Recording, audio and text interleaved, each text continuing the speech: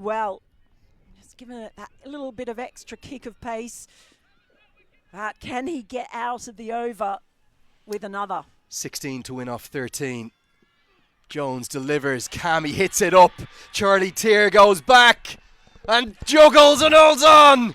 Somehow a kick of the ball afterwards, and Cammy's odyssey is going to end. And it does go to Jones. There is always a twist and turn between these two sides. Scotland fight back. The debutante is 3. Are we going all the way again? Oh, I can't take it, Lenny. He does get that extra bounce again, and it draws the top edge. Well taken in the end after the initial juggle. Boy, oh boy, how fast is Charlie Tier's heart racing right now?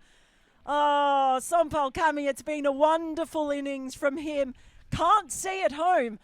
What have we got coming next? I can't tell you, because my heart race is racing like it's never raced before. 2 overs remaining. Oh, boy. But what an over for Mackenzie Jones, playing in his first international match for Scotland. And look at the questions that are being asked, and really particularly this 49th over. They're worried, aren't they, Mel, about that leg side. They're worried about how do they find a way to cope with that leg side and the breeze, because KC, he knows that Sandeep Lamachani can bat, there's no doubt about that, but he won't get much assistance from Lalit Rajbanshi. So I think he's going to maybe look for 1, if not 2 big hits in this penultimate over that will likely be bowled not by Charlie Castle, but a change in bowling. Brandon McMullen. How is McMullen now the one who's chosen to bowl at the death? Another twist, another turn. Lamachani will be at the non-strikers end. It ends a career best innings from Sompal Kami. What a knock it was. It's the highest aggregate match ever in the history of Scotland and Nepal ODIs. It's already within 2 runs of Nepal's highest ever total, but it won't matter for anything if they can't get these final 16 runs. 16 to win off the final 2 overs, and so much rests on the shoulders, as so often, of the broad-shouldered Karen KC. Oh, Brandon McMullen, not a noted death bowler, but he's been forced into this role now in bowling the penultimate over. He's bowled well today. Here we go, 2 overs left. Looks for the Yorker, digs it in, and KC loses his bat, so with it he'll lose any chance of getting a second. As McMullen looks to have done himself a nuisance as well in his follow through. Such drama yet again. McMullen looks in real trouble here. Oh, he is barely able to hobble back. I hope he hasn't done anything serious. It was a terrific delivery. Does bowl a good Yorker, Brandon McMullen. Doesn't use it too often because he's noted as a length bowler, but look at this, the perfect Yorker. KC in his follow through lost his bat, he lost his footing, he ended up falling over. But it's all happening again. Will McMullen be able to complete this over, or will they have to turn back to Charlie Castle? It looks certain that the 20-year-old on debut, it looks like he's going to bowl the 50th and final, if we get there, of course. 15 to win off 11. McMullen's just going to find a way to get through it. He just gave the thumbs up to the umpire, but he's clearly not comfortable. You can see the grimace on his face. Just trying to work out what he's done. Sandeep Lamachani to face his first delivery. Gets enough to get at least a single. Will Karen KC want the second? He thinks against it, probably rightly so. Means he'll keep the strike. Surely the approach here with that wind blowing so heavily to the leg side, the shorter boundary, Mel, has to be for KC to get at least 1 boundary this over to that shorter side. I'd say he'll be going for 6. He'll try and get it up into the wind. This is a brave effort from McMullen too. He's not comfortable. He keeps going. 14 to win off 10 again. It's into the block hole. Lamachani was a bit slow to get off the mark. The fumble won't allow the second. After so much brilliant running, that wasn't a particularly good piece of running. They could have got 2 there, and they didn't. Is the game swinging Scotland's way now? 13 to win off 9. You sense Nepal need a boundary.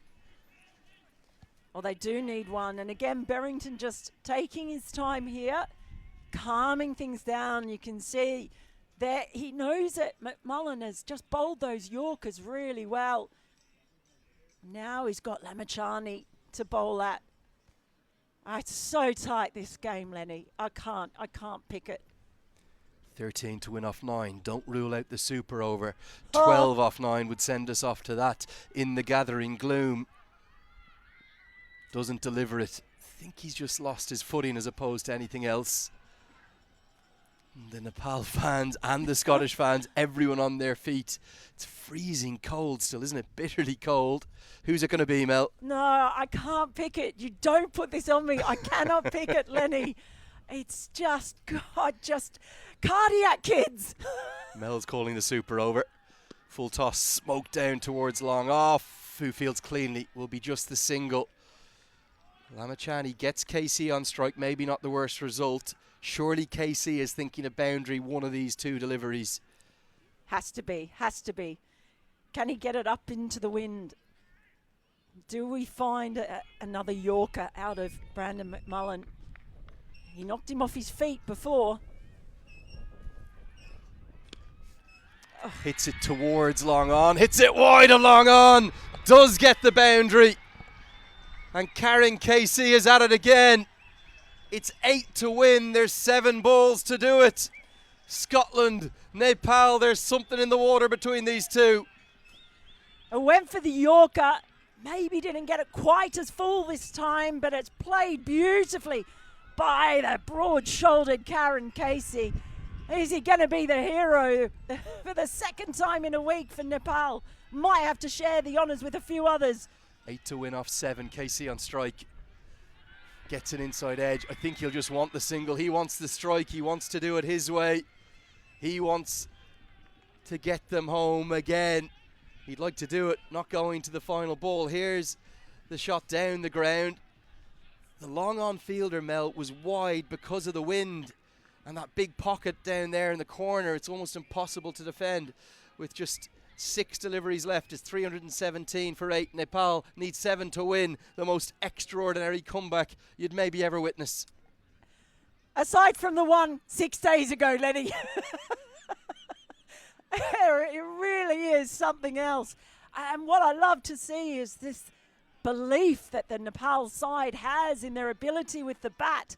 We saw it 6 days ago on this very ground. Are we seeing it again? They don't feel like there's any limits on what they can do, what they can chase down.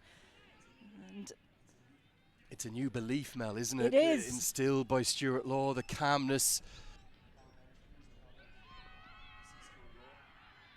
I'm not sure if Stuart Law is calm. It's not going to be the debutant to bowl the final over. Where is Stuart Law? Just to the left there. If we look to the left, Nick Pothis is on his feet. Welcome to cricket in Nepal. Gyanendra Malla is there with him.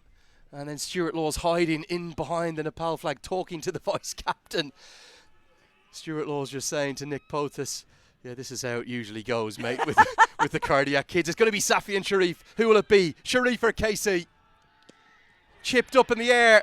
Does it get over the head of Charlie Tier? It does. He's probably going to cut it off. I think they'll just run the 2. They're thinking of the 3rd. Lamachani wants it, but KC wants the strike. A 6 will do it. A 6 will win it for Nepal. There's a punch of the bat in frustration from KC. He thought that was going to be that. well, a shout out to Charlie Tier because that was brilliant fielding. Wasn't going to get there. Look at the speed at which he chases it down and the turn and quick release. Didn't get all the way in, but it was enough to stop them from taking an extra run. Short ball. Is there glove on this? Massive appeal. No. KC did have a little bit of a guilty look back. This will make for an interesting replay. Good short ball. Surprise delivery from Safi and Sharif. I'll just take another look. It was a good short ball. Oh, now. Now. Has that come off something? There was a guilty look, wasn't there, from Karen KC. Not much of an appeal from Matthew Cross. A big appeal from Sharif. We're going all the way again. It's 5 to win. 4 balls to do it. KC on strike. Goes miles up. Fine leg nestles underneath it. And holds on! Sharif roars! It's the debutant again! Jones takes the catch. And it's only Raj Banchi in the hutch. The tactic of going short. Brilliant from Sharif. Brave from him. What a catch. Not for the first time. The second time from the debutant. And if Nepal are going to do it, they're going to do it 9 down again. Oh, Mackenzie Jones, what a day out he's having on debut. His third catch of the match. He's taken a couple of wickets. Again, had so much time to think about it. Dropped in front of him. Remember, the wind is hurling around, but look at that. Yes. Pumped up, to say the least. 2 extraordinary catches under the maximum of pressure. And with Lalit Rajbanshi really not known for his batting, there's only going to be one way Nepal will win this now. Rajbanshi will have to get a single and leave it to Lamachani to have 1 or 2 balls to hit a boundary to win it. Casey's gone for 17 off 10. He won't be the hero today. And Nepal are right on the brink. But are they going to be able to get over the line? 5 to win off 3. It's another all-time classic in Dundee. Whatever happens. Can't take this. I can't take this. Incredible scene. What a catch. 2 quite brilliant catches with the wind, with everything going about. All the fans in the background really cheering for it to be dropped. What incredible presence of mind from the young man. He almost doesn't know what to do. Such was his delight. And Safi and Sharif roared too. A belter. Maybe even better than 6 days ago, whatever the result. Can Rajbanshi get a single? Will Berrington be tempted to squeeze his fielders in? I think they'll know Rajbanshi well enough to know he's unlikely to hit a boundary. Surely he will look for one and look to hand it over to Lamachani to win it for Nepal. And what an over this has been at the death from Sharif. Really smart.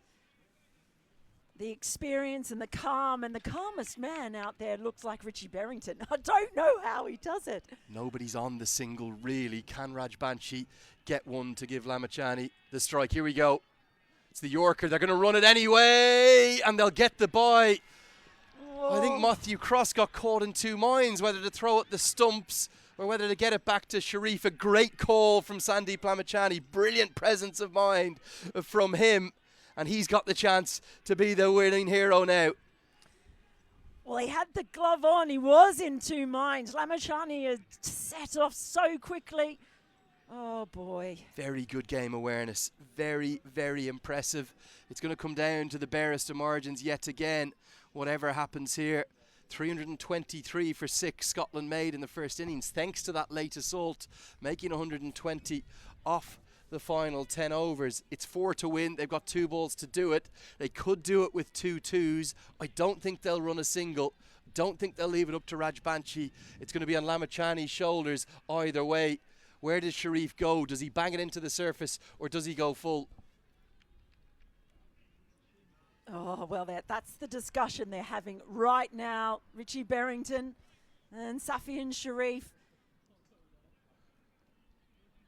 There's an agonising calm just across the ground now. It's not calm, it's anxiety, Lenny. What are you talking about? The crowd have been becalmed because of the nerves and the anxiety. Still no one on the single. Those in the deep, though, are 5-10 yards off the rope at long on. And deep mid-wicket, Lamachani, 4 to win, 2 balls to do it. Bowled into the slot. Can they hustle to get the second? They're going to think about it. I don't think it's going to be possible. And remarkably, with Sharif nailing the Yorker, it's going to be up to number 11, Lalit Rajbanshi, to try and scramble 2 to get us to the super over. Or can he find an outside edge and find a boundary to win it? Brilliant from Sharif, and it was the fielding, his own fielding off that delivery that prevented the extra run as well. Has the brilliantly executed Yorker. Again, the discussions are on, the wheels are turning in the brains as they try and work out where they put their fielders to try and eliminate the extra run. I think the umpire there, Gazzy, was just confirming that we will be off to the super over with a 2. Oh. I think that's what he's confirming to the Scottish team. So one doesn't matter. If it's a single of any kind, it will be Scotland that win it and pull it out of the fire in the most dramatic of circumstances. 2 are off to the super over, 3 or more, surely they're not going to run 3, but any boundary will win it for Nepal. Lalit Rajbanshi is not known for his batting. He's a fine left arm spinner. He's probably never really been in a position like this before in his 26-year-old life. His highest score in his career is just 11 across 62 internationals. But if he hits a boundary here, he'll be known as the best batter ever to come out of Nepal. It's going to be 2 for the super over. 4 or 6 will win it. The ball feels like it's going to take an eternity to bowl. Very wisely, the man at deep third is going back, but that means somebody else has to come up, and that is going to be mid-on. I think he's probably going to look to go full. Can Rajbanshi manufacture a boundary? Whatever they've got to do, they've got to keep running Nepal. If they can run 2, we'll have the super over. Well, the Yorker has worked well for him so far. What an amount of pressure to come onto one of Scotland's most experienced heads in this side. Safian Sharif comes down to him. Here we go. It all comes down to this. 2 for the super.